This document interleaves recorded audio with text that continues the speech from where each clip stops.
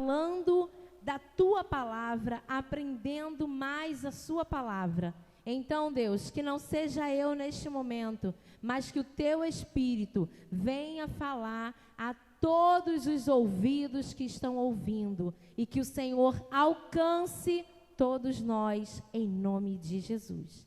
Amém. Para gravar no nosso coração, fazendo tudo para preservar a unidade do Espírito no vínculo da paz. Então, nós temos que fazer tudo para preservar a unidade do Espírito no vínculo da paz.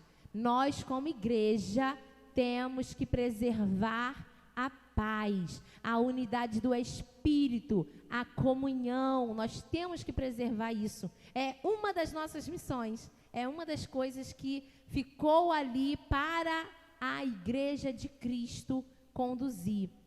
Uma igreja de Cristo sem paz não é igreja de Cristo. Uma igreja de Cristo sem unidade do Espírito não é uma igreja de Cristo. Então é isso que nós vamos ver. E essas 4 características que nós vamos estudar hoje é a unidade na doutrina, na doutrina bíblica, a unidade na oração, a unidade na ceia do Senhor e a unidade na comunhão. É isso que nós, como igreja, temos que ter. Unidade na doutrina bíblica, unidade na comunhão, unidade na ceia do Senhor e unidade na oração. Isso tem que ser unidade para a gente. Não dá para a gente ficar dividido em nada, e nisso principalmente.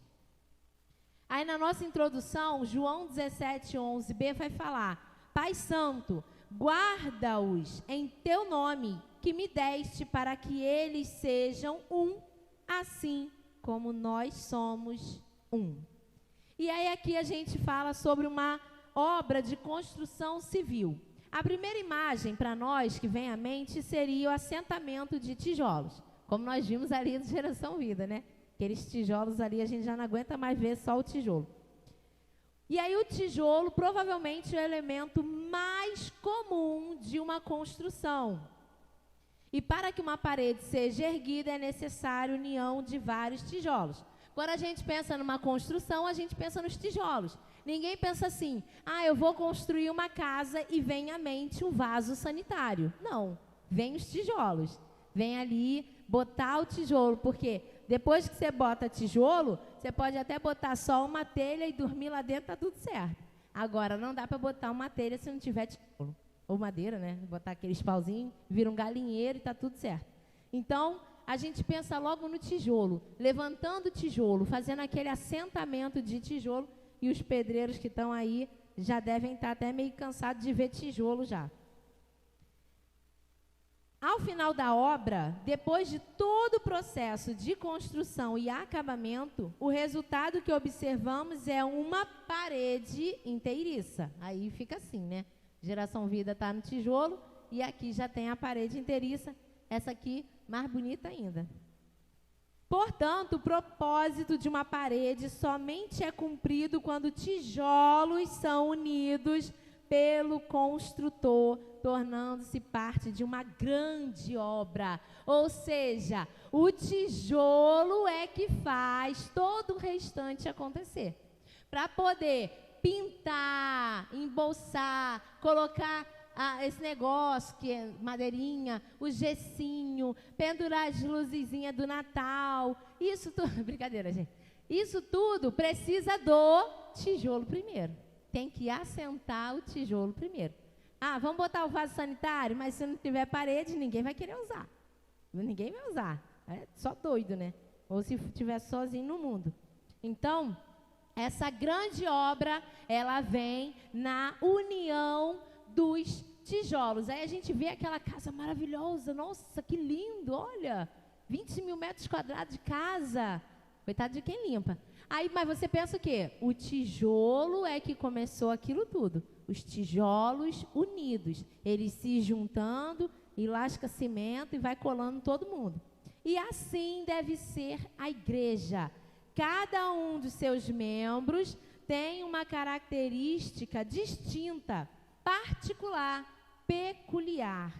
Mas quando Deus nos une, cooperamos para uma obra muito maior do que nós mesmos individualmente poderíamos realizar. Então, ou seja, todo mundo tem potencial, todo mundo tem qualidade, todo mundo tem QI bom, todo mundo é bom em alguma coisa. Graças a Deus não somos bons em tudo, senão a gente não ia precisar de ninguém.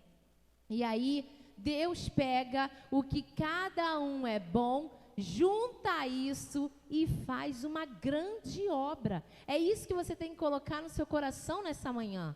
Deus, Ele está fazendo uma grande obra através da sua vida, mas você precisa trabalhar em unidade com o povo de Deus. Não dá para você sozinho fazer, não dá para você sozinho tocar aquela embarcação. Não, você precisa de mais pessoas. Ah, mas eu consigo remar o meu barco sozinho, beleza, mas se tiver 7 pessoas remando com você, você vai mais rápido, você cansa menos. Um espetáculo de balé, uma bailarina sozinha, a Flavinha podia estar até aqui para falar, uma bailarina sozinha, linda, maravilhosa, faz pirueta, e pula, e salta, e abaixa, faz aquele negócio todo lindo, maravilhoso. Mas uma bailarina sozinha, ela não faz um grande espetáculo quando está com 30 bailarinos juntos.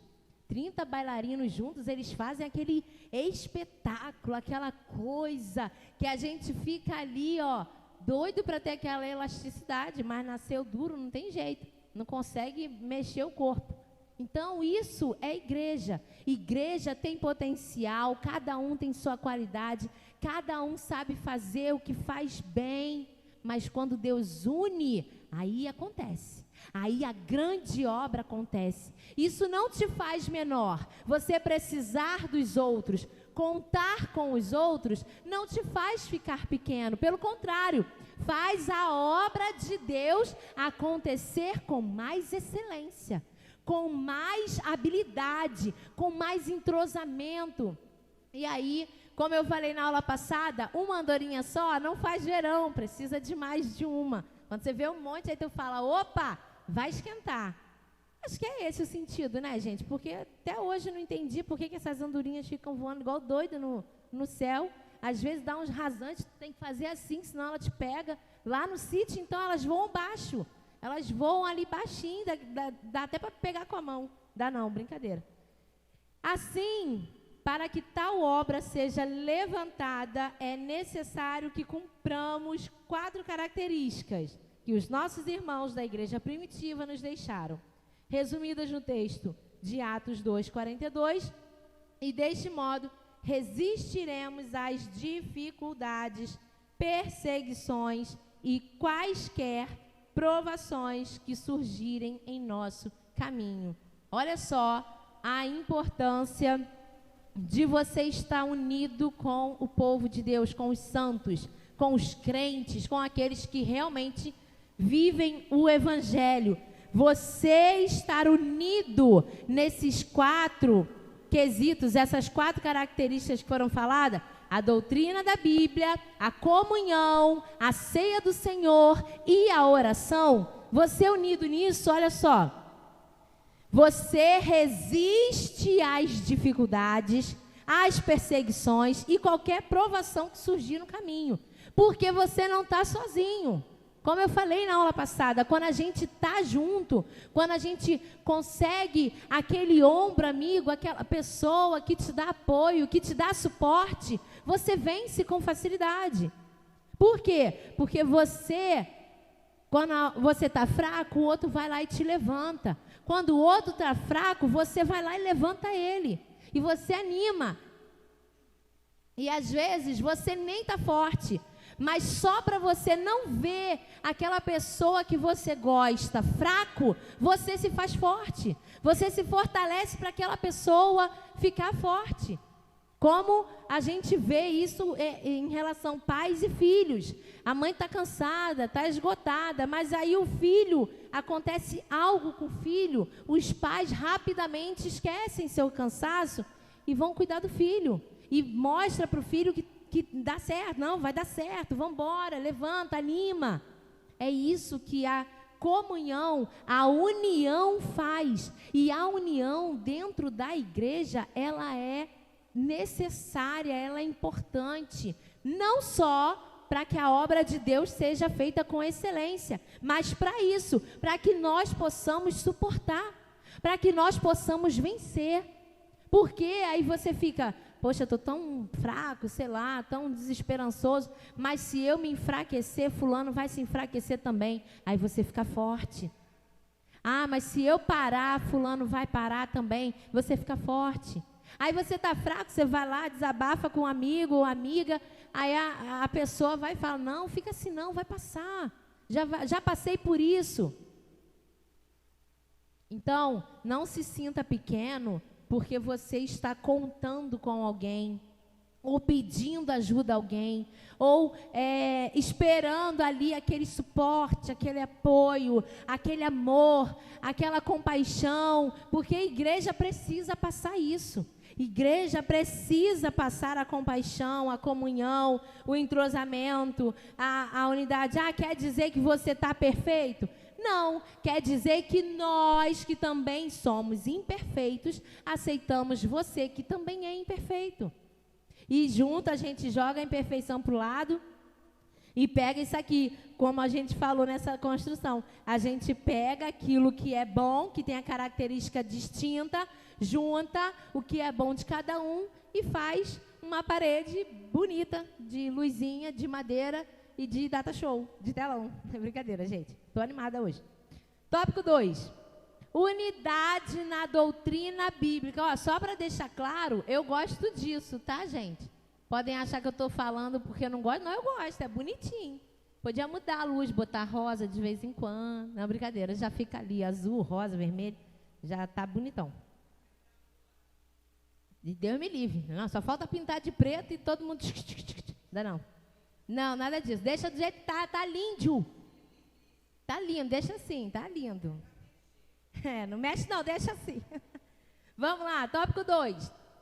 Unidade na doutrina bíblica. Agora a gente está entrando nas características. A gente já entendeu o porquê de ser unido, o porquê que quando todo mundo tem que ficar junto, que força que isso traz, que comunhão que isso traz, que paz isso traz. E agora a gente vai ver as 4 características. A primeira é unidade na doutrina bíblica. Perseveraram na doutrina dos apóstolos. Reticências. A igreja deve manter-se fiel ao corpo de ensinamento estabelecido pelos primeiros apóstolos, em obediência à grande comissão de ir por todo o mundo e pregar o evangelho a toda criatura. Então, isso tem que ser fiel. Não pode sair disso. Não pode sair dos primeiros ensinamentos. Em sua pregação no Pentecostes, o apóstolo Pedro proclamou: arrependam-se e cada um de vocês seja batizado em nome de Jesus Cristo para a remissão dos seus pecados, e vocês receberão o dom do Espírito Santo. E isso está lá em Atos 2:38, a referência está aqui embaixo. Essas 2 premissas são fundamentais para a doutrina que doravante, e aí, né, eu trouxe para a gente aqui, doravante é de agora em diante, em direção ao futuro. Então, essas 2 premissas são fundamentais para a doutrina que doravante, de agora em diante, né, dos primeiros, até agora nos guiaria, né, guiaria as incipientes, que no caso que inicia, que está no começo, inicial, iniciante, principiante, ou seja, guiaria a primeira igreja ali, né? A primeira comunhão, comunidade cristã. Isso seria guiado. Aqueles ensinamentos dos apóstolos que começaram na igreja primitiva, eles devem ser seguidos, são fundamentais para serem seguidos. Nós temos que continuar seguindo o ensinamento da igreja primitiva, dos primeiros apóstolos. Primeiramente, o arrependimento dos pecados e das obras mortais, bem como a firme convicção do sacrifício de Jesus Cristo para perdão dos pecados numa confissão pública de fé. Ou seja, primeiro nós temos que nos arrepender. Não dá para seguir a Cristo ou mudar de vida sem arrependimento. Tem que ter o arrependimento. Nós temos que largar o pecado, o que já cometemos, toda aquela nossa falha, tudo que nos afastava de Deus, precisa ser arrependido. Nós precisamos realmente nos arrepender disso e confessar publicamente a nossa fé em Cristo. Por isso, a questão do batismo. Por isso foi falado ali, arrependam-se, batizados em nome de Jesus. Então a gente tem que se arrepender e tem que se batizar para declarar a nossa fé em Cristo. A partir do momento do batismo, a gente declara que nós não somos mais como éramos, que o pecado que cometíamos não cometeremos mais, que aquilo que nos afastava de Deus, de Jesus, não faz mais parte da nossa vida. E é por isso que a gente se batiza, para declarar isso, para que as pessoas saibam que agora você é de Jesus Cristo. Ao longo do tempo, os ensinamentos de Jesus durante seu ministério e as diretrizes para andar em novidade de vida foram sendo incorporados oralmente e ensinados nas igrejas, o que foi de vital importância na preservação da fé, como hoje a conhecemos pelas sagradas letras, que no caso é a Bíblia. Então, era falado, era ensinado na igreja e hoje nós conhecemos como a palavra de Deus, a Bíblia, né? Eles colocaram no papel. Para nós, a instrução dada a Timóteo pelo apóstolo Paulo é necessária para que não sejamos levados por todo vento de doutrina, como meninos inconstantes. E a referência está aqui embaixo, 2 Timóteo 4, 2 ao 4, que diz, que prega, começar do 1. Diante de Deus e de Cristo Jesus, que há de julgar vivos e mortos pela sua manifestação e pelo seu reino, peço a você, com insistência, que pregue a palavra, insista, quer seja oportuno, quer não, corrija, repreenda, exorte com toda paciência e doutrina. Exorte com toda paciência. Tem muito crente querendo exortar, matando. Então vamos ter calma. Paciência e doutrina. Pois virá o tempo em que não suportarão a sã doutrina. Pelo contrário, se rodearão de mestres segundo as suas próprias cobiças, como que sentindo coceira nos ouvidos. Eles se recusarão a dar ouvidos à verdade, entregando-se às fábulas. Então essa foi a recomendação para Timóteo. Porque nós temos que ensinar a verdade. Nós sabemos a verdade. Essa é a verdade. Então, se essa é a verdade, a gente não pode contar meia verdade. Porque Jesus não morreu metade na cruz. Ele morreu por inteiro. Ele se deu por inteiro. Então, o problema é esse. O problema é que a gente quer contar o que é bom. Ah, não, mas a parte ruim a gente não quer falar. Aquela parte de que não pode pecar, não quer falar. Que tem que largar o pecado, aí não quer pregar. Por quê? Porque se pregar que não pode pecar, a pessoa sai da igreja. Se pregar que não pode ter heresia no púlpito, a igreja fica vazia. Então, aí o que acontece? A gente perde a nossa comunhão com Deus, a unidade na doutrina bíblica. Está pregando a verdade? Beleza, é isso aí. Prega a verdade. Querem ouvir? Prega. Não querem ouvir? Prega. Prega para quem quer ouvir. E deixa que o Espírito Santo conduz o restante. A nossa missão é falar do Evangelho, é pregar a verdade. Agora, como vai tocar na vida de alguém se é com o Espírito Santo? É Ele que faz o mover. Você é só instrumento para falar. Ele vai tocar em alguém? Vai, mas tem que ser a partir de alguém que fale. Então, seja você esse instrumento. Não olhe para hoje o que está acontecendo. Tem muita igreja aí cheia de heresia, cheia de promessas vãs, cheia de conquista de um monte de coisa e vazia de Deus. Não tem Deus. E aí você acha, muitas pessoas acham que o número quer dizer que tem Deus ali. Tem não, gente, tem não. A gente tem que ter cuidado porque, infelizmente, as pessoas, elas se corrompem porque elas querem estar bem. Ninguém quer viver como os apóstolos. Ninguém quer sofrer perseguição. Ninguém quer sofrer calúnia, intriga, inveja. Ninguém quer sofrer isso. Quer todo mundo viver bem. Mas você viver bem, curtir à vontade, sem perseguição nenhuma, não indica que você está no caminho de Deus. Porque a gente já estudou isso, a Bíblia fala que a gente paga o preço com Cristo.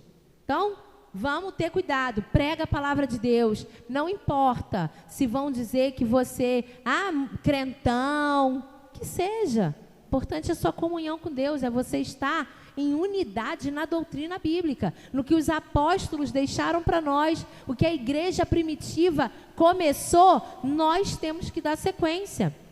E doa quem doer. Quem está a fim de massagear o ego e passar a mão, fazer carinho no pecado, vai procurar um canto que tem pecado. Que todo mundo vem como estás e fica assim mesmo. Mas a palavra de Deus não é isso. É vem como estás, mas aqui você muda. Deus te muda, Deus te transforma. Ele te aceita como estás para te transformar, para mudar você. Não para você continuar sendo o que é. Não, ele tem que fazer a mudança na sua vida. Então, vamos ficar unidos na doutrina bíblica. Terceiro, unidade na comunhão. Perseveravam, reticências na comunhão. A comunhão e o partir do pão foram marcas indeléveis, ou seja, que não se pode apagar, durável, permanente dos primeiros cristãos. Expressa pela palavra grega koinonia, o termo implica a participação de todos em algo comum. Esta é a tradução do termo, ou seja, tomar parte, tomar lugar, agir conjuntamente. Nossos primeiros irmãos aprenderam a comunhão de forma transformadora, visando o bem comum. Eu até grifei isso, porque era visando o bem comum, não era o seu bem-estar, não era o bem a si próprio. Não, eu vou fazer isso porque isso vai me fazer bem. Não, era um bem comum. Eu vou porque é o bem para todos. Lembra da multiplicação dos pães? Que eles chegaram lá e falaram: Jesus, despede a multidão, porque está começando já a anoitecer e não temos o que comer. Despede ele para que eles possam ir comer, sair para comer, vai comer em casa, vai, né? Não tinha o café da manhã igual teve hoje. Então, a preocupação é o quê? É o bem comum. Então, eles queriam que o pessoal fosse embora porque não queriam mais o pessoal ali? Não, eles estavam preocupados porque eles não tinham como alimentar as pessoas que estavam ali, a multidão, e não ia dar tempo deles irem para casa, né, para poder fazerem a refeição deles. E aí Jesus foi lá, multiplicou e usou os discípulos, né, repartiu, deu para eles e eles foram servir. Não, primeiro Jesus mandou eles separarem, né, os montinhos, botar as pessoas lá em grupinhos, e depois os discípulos foram distribuindo a multiplicação que houve. Então isso é o quê? É pensando no bem comum. Nós aqui estamos pensando no bem comum. É assim, fulano está bem? Não. Vamos lá, vamos ver. Será que fulano está bem? Liga para o fulano. E fulano não apareceu? Liga. Gente, isso faz parte de todos nós. Não é só da liderança. Até porque a liderança está liderando. Então, às vezes, ela está ocupada com outra situação. Ou então está em outra situação e nem teve tempo de observar se fulano foi, se fulano não foi. Então, você que é filho de Deus também tem obrigação de cuidar de fulano. Ou pelo menos de avisar a liderança. E ó, fulano não foi, viu? Aí a liderança, opa, estava lá, né, sei lá, trocando a lâmpada. A liderança aqui faz tudo, né? Estava trocando a lâmpada, não viu que fulano não foi, mas você foi lá, se atentou, falou com fulano, falou com a liderança, e isso tudo é o quê? Visando o bem comum. Por quê? Tem pessoas que pensam, eu não sou líder, o problema é do líder, o líder que tem que ver se fulano não foi para a igreja. Ou então fica assim, o líder nem procurou fulano, nossa, que isso, que líder relapso. Gente, espera aí, tá? Isso é o corpo, ó. Porque os apóstolos ali, os discípulos de Jesus podiam juntar ali, juntava Pedro ali, juntava eles dois e falava assim, caraca aí, Jesus é mó irresponsável, né? Todo mundo com fome aqui, ele não para de falar, podendo mandar todo mundo embora. É isso que acontece hoje em dia, infelizmente. Porque as pessoas não estão visando o bem comum, estão visando a si mesmo. E aí a responsabilidade cai nas costas de quem? De Jesus que está pregando. Jesus está lá pregando, não bota a multidão para ir embora, os discípulos se juntam, começam a fazer o burburinho. Aí fica ali, tá vendo? O pessoal está com fome e Jesus, ao invés de mandar todo mundo sair, não, fica aí, não para de falar. Parece a Adriana. Então, os discípulos não tiveram essa atitude. Por quê? Eles estavam sendo treinados em ver o bem comum. Então eles foram lá no líder e falaram, Senhor Jesus, libera esse povo que eles querem comer. Então eles estão vendo todo mundo. Igreja é isso. É você olhar um todo. Isso aqui vai ser bem para todos, bom. Isso aqui vai ser bem bom só para mim? Aí não, egoísmo não dá aqui dentro. Então vamos visar o bem comum. Precisamos atualmente de uma disposição em nossos corações para a comunhão do cotidiano, que implica na convivência em paz e unidade. Gente, isso é realmente uma disposição para viver dessa forma. Porque realmente, hoje em dia, é complicado. As pessoas estão muito cheias de mimimi, muito cheias de negocinho. Então, para viver em comunhão hoje em dia, a gente tem que estar disposto mesmo. É aquele negócio de aguentar, sabe? De olhar, de falar, ô pessoa, sangue de Jesus, queima essa alma. E aí você vai, e você fica, por quê? Isso é igreja.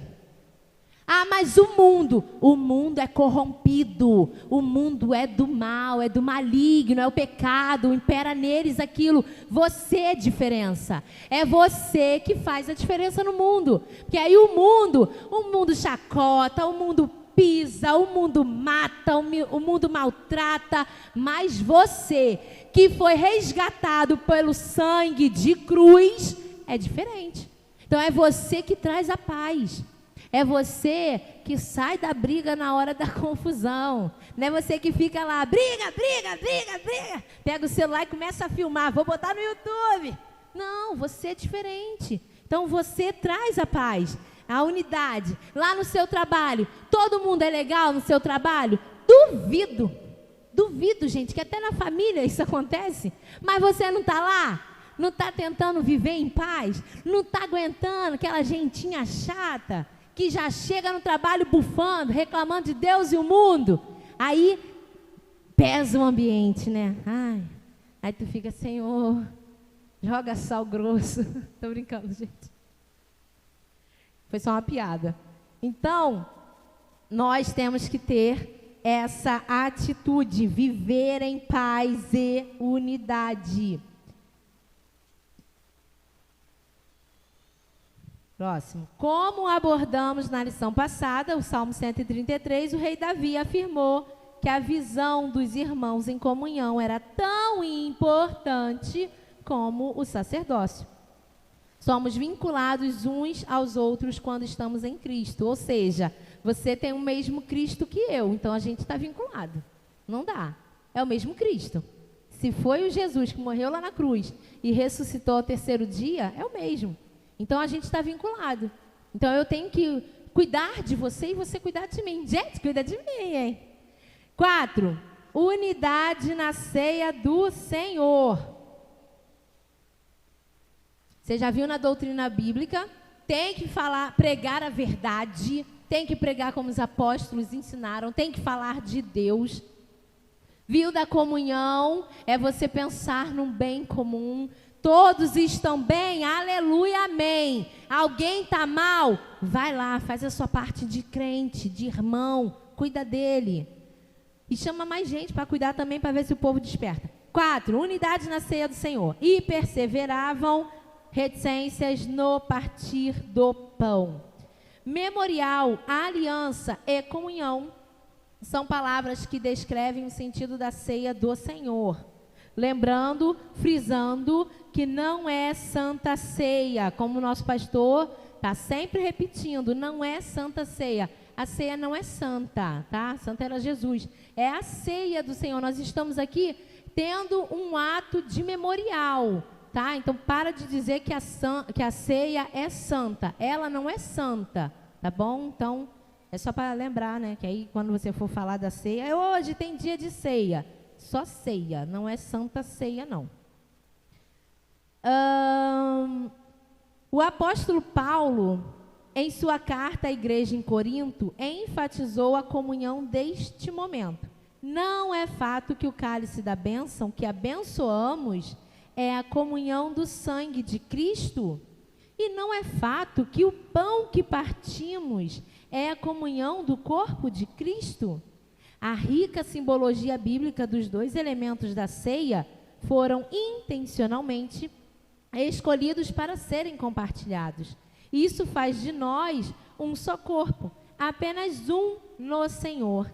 Ainda que sejamos pessoas diferentes em nossas particularidades e tenhamos personalidade única, na ceia vivemos um mistério que gera unidade. Gente, a ceia, aquele momento precioso que você está lembrando do que Jesus fez por você, que você está com outras pessoas que foram resgatadas igual a você, você está lembrando, fazendo esse memorial, aceitando este sacrifício. É o momento que você aceita o que Jesus fez por você, reconhece o que Ele fez e se lembra de que Ele vai voltar para resgatar a sua igreja.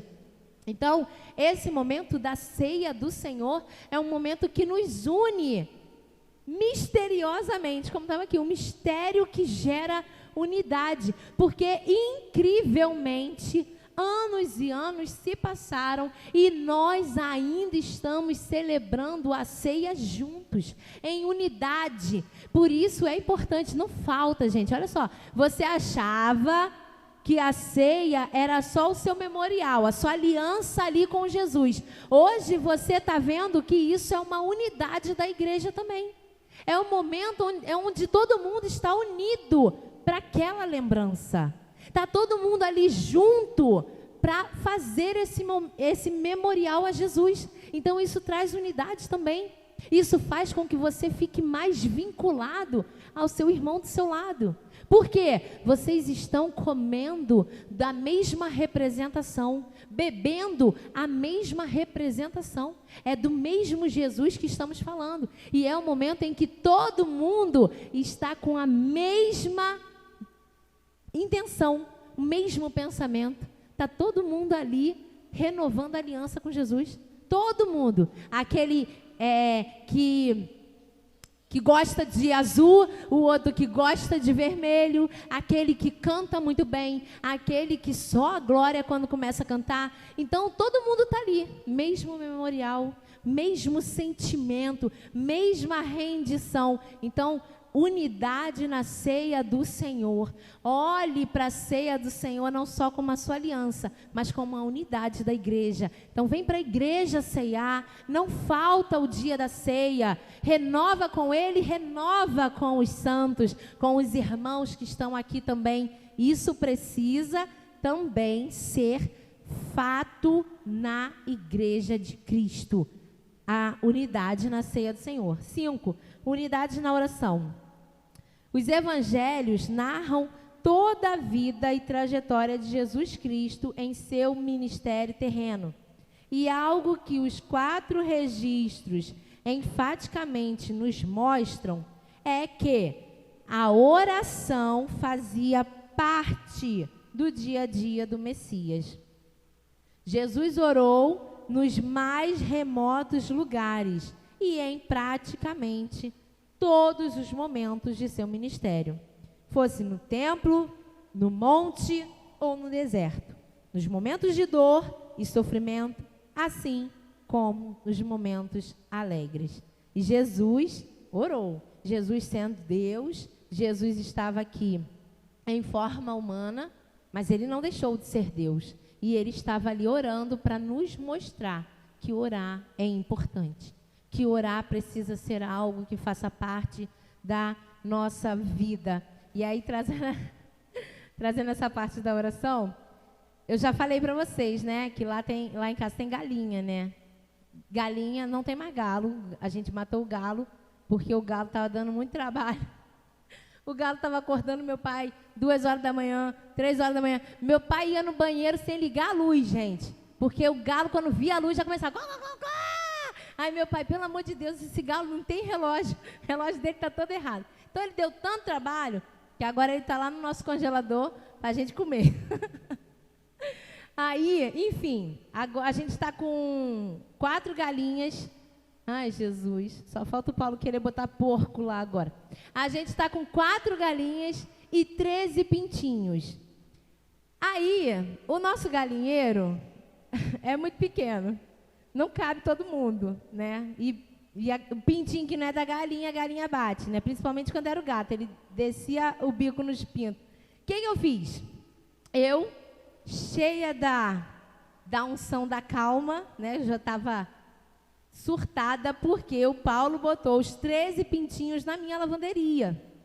Pensa, eu lá, máquina toda defecada, minha corda, minhas roupas, tirava a roupa da corda, botava para lavar de novo. E aí aquela caatinga, né? Não é a caatinga, não, é a caatinga mesmo. Aí eu já entrava na lavanderia já pedindo perdão a Deus. Falava, caraca, eu vou ter que acabar com esses... Eu vou matar os pintos. Eu vou matar esses pintos. Aí, para não matar o marido, peguei os pintos, peguei as crianças. Falei assim, vamos soltar a galinha, vamos soltar. Aí, Alessandra, mas se sumir? Falei, problema, se sumir, sumiu. Mas eu não quero mais aqueles pintos na lavanderia. Fomos lá, soltamos a galinha vazou o mato todo, foi embora, fugiu. Aí eu meti os 13 pintos. Botei os 13 pintos no galinheiro, fechei e as galinhas foram embora. Aí eu comecei, aí já deu arrependimento. Falei, ai meu Deus, o Paulo vai ficar chateado. Galinha estranha, de pena na pata, não é galinha comum, né, barata. Falei, ai meu Deus. Aí eu sentei no tronco, aí fiquei assim, falei, ai Alessandra, seu pai vai brigar comigo, ele vai ficar tão chateado. Aí ela, mãe, mas ele não vai ficar tão chateado ao ponto de te largar, né? Falei, não, pelo amor de Deus, vai me largar por causa de uma galinha? Falei, não. Aí ele não tem amor por mim, mas a preocupação dela era o Paulo me largar. Aí tá bom.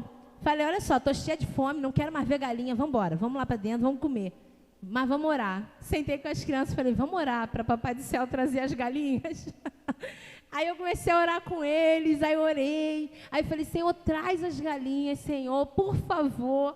Bota essas galinhas para voltar para o sítio antes que o Paulo chegue em casa. Aí as crianças oraram, aí o Alexandre, eu quase chorei, gente. Aí o Alexandre olhando para mim, aí ele, mãe, por que tu gosta tanto da galinha? Aí eu falei, eu não gosto da galinha, só que agora a bichinha foi embora. E aí teu pai vai ficar chateado, vai reclamar comigo, vai querer comprar outra galinha, vai gastar o nosso dinheiro. Aí pronto, Jesus mandou a galinha de volta, eu olhei pela janela, aí chamei meu pai e falei, pai, a galinha voltou. Aí, ninguém vai pro quintal, deixa a galinha voltar. Aí pronto, isso é só para dizer que a gente tem que orar. Até para a galinha voltar para casa, gente. Mas eu orei mesmo, eu orei porque eu precisava que as galinhas voltassem. Mas não que o Paulo ia me largar. Assim eu espero, né? Eu podia fazer o teste. É ruim. Mas enfim, a oração precisa fazer parte da nossa vida individual e da nossa vida coletiva. Como diz aqui, Jesus orava no sofrimento, na alegria. Ele orava quando estava com os discípulos, ele orava sem os discípulos, ele orava com a multidão, ele orava.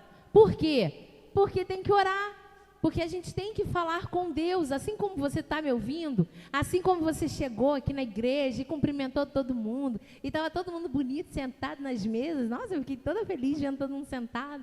Isso é o quê? É o falar. Você tem prazer em falar um com o outro, então nós precisamos ter prazer em falar com o nosso Deus também.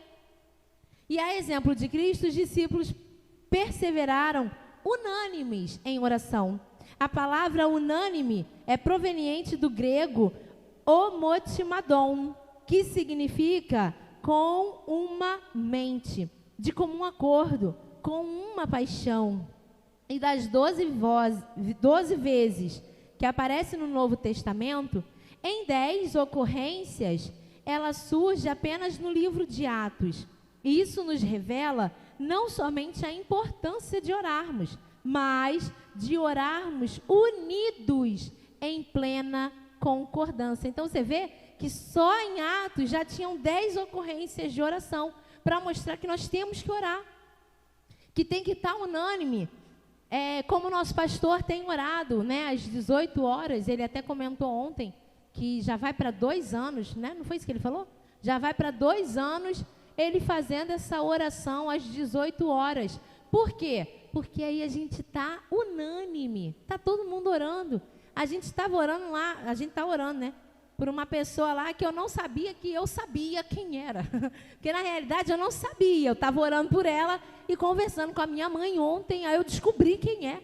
E a minha mãe falou, não, é parente da minha mãe. E aí eu falei assim, ué, gente, não sabia.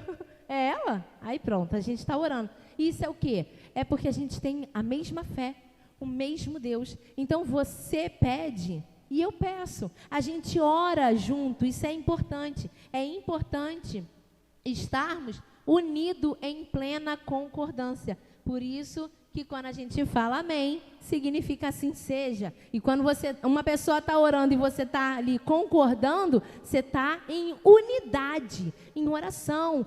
Vai ter o café da manhã, vamos em oração, vamos colocar o café da manhã em oração, unânimes, todos juntos, como o pastor tem orado. Pelos ministérios, pelo Geração Vida, pelas mulheres, pelo ar livre, pelos homens, até pelos homens estão orando, vendo? Vocês não tem grupo não, mas está orando por vocês, olha como vocês são legais. Viu? Então isso é estar em plena concordância. Dessa forma, a igreja segue triunfante até os dias de hoje. Então, para você triunfar, fica em unidade de oração. Tem gente que fica assim, mas eu preciso aparentar que estou bem. Para com isso. Gente, isso foi época. Confesso a vocês, isso foi época, isso já se passou, porque antigamente era mais fácil, mas hoje em dia é muita doença, gente, é depressão, é ansiedade, é suicídio, é ódio, é um matando o outro, e a gente está sabendo disso tudo porque a gente tem meios para saber, tem televisão, tem rádio, usa rádio ainda, gente? Usa, né? Televisão, rádio, YouTube, Facebook, Instagram, Twitter, esses negócios todos, então você fica sabendo das notícias ruins também. Então, hoje em dia, você ficar guardando para você o mal que você está enfrentando não vai te fazer bem. E fora que você não vai contar com a oração dos teus irmãos. Então vamos orar. Se você não quer falar, expor o que você está passando, pede oração pela sua vida. Pede a oração. Não, queria que orasse pela minha filha, pelo meu filho. Não precisa expor o problema. Deus sabe, Deus conhece. Você acredita que Deus conhece a sua vida? Isso, então só pede para orar e ora. Nós precisamos estar em unidade na oração, todo mundo orando junto, porque eu quero que você vença e você quer que eu vença. Isso precisa ser uma concordância, então vamos orar juntos. E para concluir, a fim de que todos sejam um, e como tu, ó Pai, estás em mim, e eu em ti, também eles estejam em nós, para que o mundo creia que tu me enviaste. João 17, 21.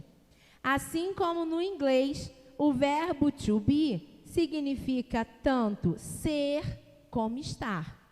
Nesta oração de Jesus se dá a mesma aplicação, pois sua ideia é a de que todos sejam um e que todos estejam em Deus, apontando a unidade plena da igreja, da qual se espera a permanência de cada um de nós e de todos nós, sendo um com Cristo. Então é isso que se espera de nós, que nós sejamos um.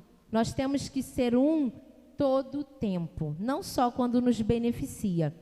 E nós temos que estar em Deus. Quando a gente está em Deus, a gente consegue se unir. Quando a gente está unido, a gente tem intimidade com Deus. Isso tudo é uma coisa que segue a outra. Não dá para ter comunhão com Deus e divisão com os filhos dele. Não dá para ter comunhão com os filhos de Deus e não ter intimidade e comunhão com Deus. Isso anda junto. Então você tem essa responsabilidade, estar sendo um com a igreja, com o povo de Deus. O bem que faz a um, faz a você também. O bem que faz a você, precisa fazer ao outro. Isso é um bem comum.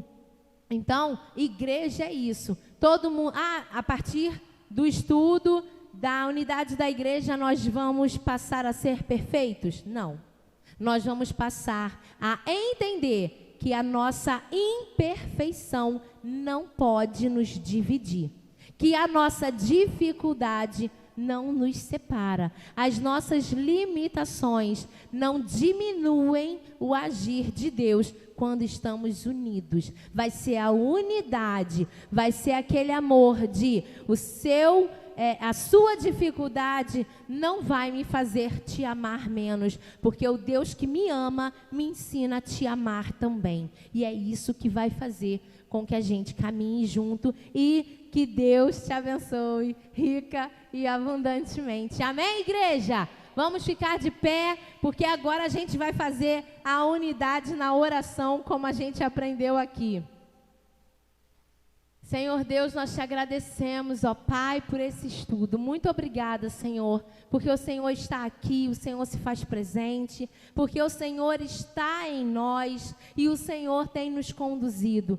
Pai, ensina-nos, ó Deus, diariamente a sermos um como Tu és um com o Pai. Então, Jesus, queremos ser um, queremos olhar com amor um para o outro, queremos entender que as nossas imperfeições, as nossas limitações, elas não nos impedem de sermos unidos. Aquilo, ó Deus, aonde somos bons, que possa compor aonde o outro tem dificuldade. E assim, não para nos vangloriar, mas para que o Seu teu nome seja exaltado, para que as pessoas vejam que somos um em ti, que aqui é uma igreja unida, é uma igreja que olha o bem comum, é uma igreja que se importa um com os outros, é uma igreja que quer verdadeiramente seguir a tua palavra, falar da tua palavra, e toda, Senhor, seta maligna